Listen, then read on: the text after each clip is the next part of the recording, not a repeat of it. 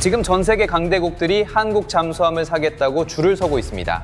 핵 잠수함 한 척 없는 나라의 재래식 잠수함의 말입니다. 폴란드는 14조를 쓰고도 미사일조차 못 다는 잠수함을 잡았습니다. 캐나다는 60조를 들고 한국 문을 두드리고 있습니다. 필리핀과 사우디까지 합치면 지금 한국 앞에 줄을 선 나라가 5을 넘깁니다. 이런 정보를 놓치고 싶지 않으시다면 구독과 좋아요 부탁드립니다. 왜 하필 한국인지 이 구조의 정체를 끝까지 따라가면 소름 돋는 그림이 보이기 시작합니다. 먼저 폴란드부터 갑니다. 폴란드 해군에는 잠수함이 딱 한 척 있습니다. ORP 오르제리가는 배인데 1986년에 만든 소련제입니다. 40년 된 고물한 척으로 나토 바다를 지키고 있었던 겁니다. 쉽게 말하면 동네 경비실에 30년 넘은 무전기 하나 놓고 아파트 단지 전체를 감시하겠다는 것과 다를 바 없습니다. 이 배는 2025년 11월 엔진 고장으로 모항에 끌려 들어갔습니다. 사실상 폴란드 해군의 수중 전력이 제로가 된 겁니다. 폴란드 입장에서 잠수함은 취미가 아니라 생존의 문제였습니다. 발트해 건너편에 러시아가 있기 때문입니다. 러시아 발트 함대의 킬로급 잠수함이 코앞에서 돌아다니는데 막을 수단이 없는 겁니다. 그래서 폴란드는 오르카라는 이름의 차세대 잠수함 사업을 시작합니다. 여기에 HD현대와 한화가 컨소시엄을 만들어서 한국의 KSS-3 배치 2를 제안했습니다. 그런데 2025년 11월 27일 최종 선정된 잠수함은 한국이 아니라 스웨덴 4부사의 A26이었습니다. 세 척에 28억 달러, 수명주기 비용을 합치면 14조 원입니다. 한국은 여기서 탈락합니다. 그런데 여기서 이상한 일이 벌어집니다. 2026년 2월 25일 폴란드 군비청이 공식 발표를 하나 합니다. A26 잠수함에 순항미사일을 달 수 없다는 겁니다. 잠수함 등에 달리는 미사일 발사대, 이걸 전문 용어로 수직 발사관이라고 하는데 A26에는 이게 기본 사양이 아니었습니다. 나중에 달려면 선체를 달라서 새로운 구간을 끼워 넣어야 합니다. 매우 복잡하고 비용이 어마어마하게 드는 작업입니다. 쉽게 말하면 14조 원짜리 차를 샀는데 에어컨이 옵션이었던 겁니다. 그것도 에어컨을 달려면 차체를 뜯어서 느려야 하는 구조입니다. 폴란드는 급하게 미국의 토마호크 미사일 연동을 요청했습니다. 미국이 거절했습니다. 프랑스 순항미사일도 파진했습니다. 역시 거절입니다. 14조 원을 쓰고도 미사일 하나 못 다는 상황이 된 겁니다. 여기서 A26의 체급을 한번 보겠습니다. 수중 배수량 1900톤에 길이 66m입니다. 한국이 제안했던 KSS-3 배치 2는 4000톤이 넘고 길이가 89m입니다. 무게가 2배 이상 차이 나는 배를 놓고 같은 판에서 경쟁을 시켰던 겁니다. KSS-3에는 미사일 발사대 10기가 기본으로 달려 있습니다. A26에는 없습니다. 이 차이가 지금 폴란드 국회를 뒤집어 놓고 있습니다. 그런데 진짜 문제는 따로 있었습니다. 2026년 4월 15일 폴란드 국회에서 국방위원회 특별회의가 열립니다. 야당 의원 미하우 야흐가 직접 묻습니다. 왜 순항미사일 없는 잠수함을 사느냐고. 폴란드 해군이 러시아 전략목표물을 타격하려면 사거리 1000km 이상의 순항미사일이 필수인데 A26에는 그 능력이 없다는 겁니다. 해군 제독 야로스와프 지에미안스키가 해명에 나섰습니다. 어뢰와 기뢰만으로도 발트해에서 위협적이라고 했지만 국회의 분위기는 싸늘했습니다. 폴란드 여론에서는 이런 말까지 나왔습니다. 미사일 없는 잠수함이면 물에 잠기는 컨테이너에 불과하다고. 바로 여기서 강은호 전 방위사업청장의 질문이 나옵니다. 한국이 왜 폴란드에서 졌는지 그 내막을 직접 밝혔습니다. 이전 정부 시기에 연구개발 예산이 깎이면서 현장의 동력이 무너졌다는 겁니다. 방위사업청의 수주 지원 기능이 위축되면서 최종 경쟁자가 스웨덴이라는 사실을 결정이 난 뒤에야 파악했습니다. 쉽게 말하면 시험을 치르는데 옆자리에 누가 앉아 있는지도 모르고 답안지를 냈던 겁니다. 결국 발트해 수심 50m 환경에 3000톤급 잠수함을 제시하는 미스매치까지 벌어졌습니다. 손님이 경찰을 찾는데 SUV 카탈로그를 들이밀었던 겁니다. 현장 정보가 없으니 상대방이 뭘 원하는지도 몰랐습니다. 강 전 청장은 해법도 밝혔습니다. 방사청장이 직접 상대국 최고위직을 만나서 경쟁 상대를 파악하고 실무자에게 공유하는 구조가 반드시 필요하다고. 그리고 현 정부에서는 연구개발 예산이 역대 최고 수준으로 회복됐고 대통령실에서 비서실장, 방사청장, 국방부 장관이 직접 수주활동에 나서고 있다는 겁니다. 정리하면 이렇습니다. 폴란드는 14조 원을 쓰고도 미사일 못 다는 잠수함을 잡았고 한국은 경쟁자가 누군지도 모른 채 판에서 밀려났습니다. 양쪽 다 뼈아픈 실패입니다. 그런데 투스크 총리가 한국을 방문합니다. 27년 만입니다. 폴란드 총리가 한국에 와서 한 말이 있습니다. 한국은 미국 다음으로 중요한 동맹이다. 특히 방산 분야에서. 대체 무슨 일이 벌어진 걸까요? 2026년 4월 13일 도널드 투스크 폴란드 총리가 한국 땅을 밟았습니다. 폴란드 총리의 방한은 27년 만입니다. 더 중요한 건 비유럽 국가 중에서 첫 번째 방문지로 한국을 택했다는 사실입니다. 외교에서 첫 번째라는 순서는 우연이 아닙니다. 가장 급한 곳에 가장 먼저 가는 겁니다. 투스크 총리는 공식 회견에서 이렇게 말합니다. 한국은 미국 다음으로 중요한 동맹이다. 특히 방산 분야에서. 그리고 양국은 포괄적 전략적 동반자 관계로 격상하는 데 합의합니다.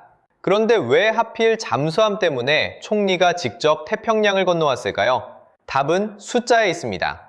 한 가지 상황을 떠올려 보겠습니다. 동네에 자동차 정비소가 두 곳 있습니다. 한 곳은 차를 직접 만들어서 10년을 굴린 경험이 있고 다른 한 곳은 설계도만 가지고 있습니다. 부품도 아직 조립을 안 했습니다. 어디에 맡기겠습니까? 지금 세계 재래식 잠수함 시장이 정확히 이 상황입니다. 한국의 KSS-3 배치 2와 독일 TKMS의 21 ECD를 놓고 비교하면 차이가 극명하게 드러납니다. 수중 배수량부터 다릅니다. KSS-3는 4,000톤이 넘고 21 ECD는 약 2,800톤입니다. 배 크기가 거의 1.5배 차이가 납니다. 길이도 KSS-3가 89m, 21 ECD가 73m입니다. 쉽게 말하면 중형 트럭과 대형 트럭의 차이입니다. 싣는 짐의 양 자체가 다릅니다. 바로 여기서 결정적인 차이가 나옵니다. 잠수함 등에 달리는 미사일 발사대를 KSS-3는 10기를 기본으로 달고 나옵니다. 21 ECD는 기본 사양에 없습니다. 설계상 추가할 수 있다고는 하지만 아직 장착된 실물이 없습니다. 파트 1에서 폴란드가 A-26의 미사일 발사대 때문에 국회가 뒤집힌 걸 보셨을 겁니다. 21 ECD도 같은 문제를 안고 있는 겁니다. 잠수함을 사는 나라 입장에서 미사일 발사대 유무는 차에 엔진이 있느냐 없느냐의 차이입니다. 그런데 더 놀라운 게 있습니다. 바다 한가운데서 쏘는 탄도미사일을 재래식 잠수함으로 실제 발사한 나라가 세계에서 하나뿐입니다. 2021년 9월 도산 안창호함이 현무사 의사 발사에 성공했습니다. 핵잠수함이 아닌 디젤 잠수함으로 탄도미사일을 쏴본 나라는 한국이 유일합니다. 남들은 이론으로만 가능하다고 주장하는 걸 한국은 바다에서 직접 증명한 겁니다. 운용 심도도 차이가 납니다. KSS-3는 400m까지 내려갑니다. 21 ECD는 250m입니다. 바닷속에서 150m 차이는 생존 확률 자체를 바꿉니다. 적의 대자모래를 피할 수 있는 공간이 그만큼 넓어지는 겁니다. 실적함 차이도 결정적입니다. KSS-3 배치 1은 이미 실전 운용 중이고 배치 2의 장영실함은 2025년 10월 진수를 마쳤습니다. 반면 독일 21 ECD는 1번함이 2029년에야 나올 예정입니다. 지금 주문하면 한국은 바로 만들어줄 수 있는데 독일은 3년을 기다려야 첫 번째 배가 나온다는 뜻입니다. 결국 도면 위의 배와 바다 위의 배 중에 어디에 돈을 걸겠습니까? 폴란드 해군 제독 야로스와프 주에미안스키의 말이 이 상황을 정확히 요약합니다. 즉시 구매 가능한 순항미사일 탑재 재래식 잠수함은 시장에 존재하지 않는다고. 바로 이겁니다. 시장에 물건이 없는데 한국만 갖고 있는 겁니다. 일본은 어떨까요? 일본은 가와사키 중공업과 미쓰비시 중공업이 해마다 번갈아가며 잠수함을 만드는 교호 생산 구조를 쓰고 있습니다. 이 구조의 문제는 수출용 생산 일정을 따로 확보할 수가 없다는 겁니다. 쉽게 말하면 식당 주방에서 매일 딱 1인분만 만드는 구조인데 옆 테이블 손님 것까지 만들어줄 여유가 없는 겁니다. 그래서 일본은 캐나다 입찰에 이름조차 올리지 못했습니다. 줄을 설 자격조차 없었던 겁니다. 그런데 폴란드의 사정을 하나 더 보면 이 구조가 더 선명해집니다. 폴란드의 국방비는 GDP 대비 4.8%입니다. 나토가 요구하는 기준인 2%의 2.4배입니다. 돈도 있고 의지도 있는 나라가 미사일 못 다는 잠수함을 사고 나서 뒤늦게 한국을 찾은 겁니다. 투스크 총리 방한 직후 폴란드 국방차관은 의미심장한 발언을 합니다. 스웨덴 A-26 계약을 재검토할 수 있다고. 독일과 프랑스 제안도 유효하지만 한국 제안 역시 테이블 위에 있다는 겁니다. 유럽 안보 전문기관인 비욘드 더 호라이즌은 이번 관계 격상을 분석하면서 기존 K2 전차나 K9 자주포 확인 수준이 아니라 해전과 공중전력 확장까지 포함하는 신호라고 봤습니다. 정리하면 이렇습니다. 한국 잠수함은 미사일 발사대가 기본이고 탄도미사일 발사를 실제로 증명했고 이미 바다에서 운용 중입니다. 이 세 가지를 동시에 갖춘 재래식 잠수함은 지구상의 KSS-3 하나뿐입니다. 그런데 진짜 승부는 폴란드가 아닙니다. 60조 원짜리 판이 태평양 건너에서 벌어지고 있습니다. 도산 안창호함이 지금 이 순간 태평양을 건너고 있습니다. 목적지는 캐나다입니다. 14,000km입니다. 한국 잠수함이 태평양을 횡단하는 건 역사상 처음 있는 일입니다. 목적지는 캐나다입니다. 그런데 왜 잠수함을 직접 몰고 가는 걸까요? 자동차를 사러 갔는데 딜러가 집까지 직접 몰고 와서 시승을 시켜주는 겁니다. 한화오션은 지금 그걸 하고 있습니다. 캐나다 차세대 잠수함 사업 규모를 보면 왜 그러는지 바로 이해가 됩니다. 건조비만 56조 원입니다. 수명주기까지 합치면 84조 원을 넘깁니다. 최대 12척입니다. 지금 캐나다가 굴리고 있는 빅토리아급 잠수함 4척은 1990년대에 영국에서 중고로 사온 물건입니다. 30년 넘게 우려먹은 겁니다. 결국 캐나다는 이 낡은 잠수함 4척을 전부 갈아치울 돈을 들고 시장에 나왔습니다. 쉽게 말하면 3개 나라가 손을 들었는데 프랑스가 먼저 떨어졌습니다. 지금 결선에 남은 건 하나오션 KSS-3와 독일 212CD 2파전입니다. 바로 여기서 일본 이야기를 안 할 수가 없습니다. 일본은 입찰조차 못했습니다. 가와사키와 미쓰비시가 잠수함을 번갈아 만드는 교고 생산 구조라서 수출 물량을 확보할 일정이 안 나옵니다. 줄을 설 자격조차 없었던 겁니다. 2026년 3월 25일 진해에서 출항한 보산 안창호함은 괌과 하와이를 거쳐 5월 말 캐나다 빅토리아에 도착합니다. 그런데 하와이에서 한 가지 일이 벌어집니다. 캐나다 해군 부사관 2명이 도산 안창호함에 올라탔습니다. 같이 타고 캐나다까지 가는 겁니다. 부면을 보여주는 게 아니라 실제 바다에서 먹고 자면서 이 잠수함이 어떤 물건인지를 몸으로 확인시켜주는 겁니다. 도착하면 바로 한국과 캐나다 양자 대잠전 훈련이 5월 23일부터 6월 2일까지 잡혀 있습니다. 이어서 림팩에도 참가합니다. 그리고 6월에 우선 협상 대상자가 선정됩니다. 하나오션이 내건 조건은 이렇습니다. 계약하면 2032년에 1번 잠수함을 넘기고 2035년까지 4척을 인도합니다. 정비와 수리는 100% 캐나다 현지에서 합니다. 캐나다 건설회사 PCL과 파트너십을 맺어서 동쪽 헬리팩스와 서쪽 에스키몰트, 양쪽 해안에 정비센터를 짓겠다는 겁니다. 그런데 진짜 소름 돋는 건 따로 있습니다. 잠수함 계약 옆에서 기름 계약이 동시에 움직이고 있었습니다. 2026년 4월 20일 캐나다 엘버타주 정부와 한국관세청이 원유 원산지 증빙을 간소화하는 합의를 맺었습니다. 쉽게 말하면 캐나다산 원유를 한국에 들여올 때 붙던 관세 3%를 0%로 만들 수 있는 통로가 열린 겁니다. 바로 다음 날인 4월 21일 한화에너지가 엘버타주 정부와 에너지협력 양해각서를 체결합니다. 한날에 기름과 잠수함을 동시에 움직인 겁니다. 우연이 아닙니다. 엘버타 다니엘 스미스 주수상은 연간 최대 3,300만 배럴까지 한국 수출을 늘리겠다고 말했습니다. 캐나다 입장에서도 사정이 있습니다. 트럼프 관세 때문에 미국 시장이 좁아지고 있거든요. 아시아에서 기름을 사줄 큰 손이 필요합니다. 한국은 세계 5위 원유 수입국입니다. 기름 줄게 잠수함다오.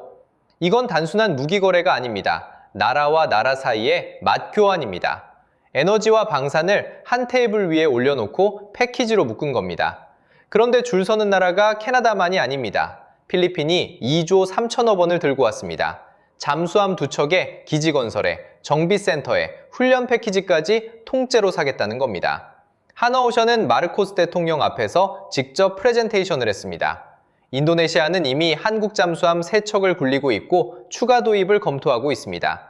사우디는 올해 2월 미야드 방산 전시회에서 한화 3사를 불렀고 한화오션이 KSS-3를 직접 제안했습니다. 결국 배 한 척 파는 게 아니라 해군학교를 통째로 수출하는 겁니다.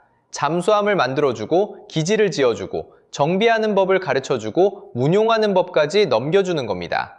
글로벌 재래식 잠수함 시장은 2025년 12조 8,700억 원 규모에서 연평균 5.1%씩 커지고 있습니다.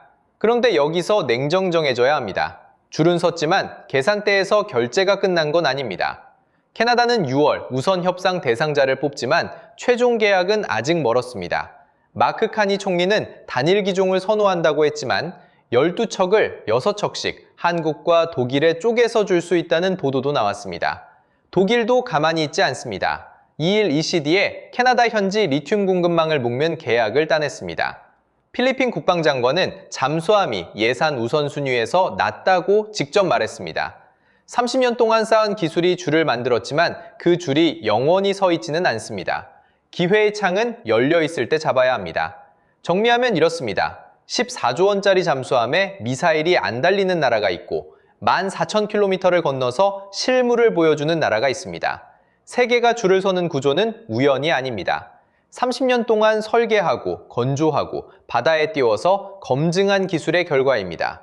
그런데 줄이 영원히 서 있지는 않습니다. 6월 캐나다 결과가 나오면 어떤 그림이 그려질까요? 여러분의 생각을 댓글로 남겨주세요. 오늘 영상이 유익했다면 구독과 좋아요 부탁드립니다.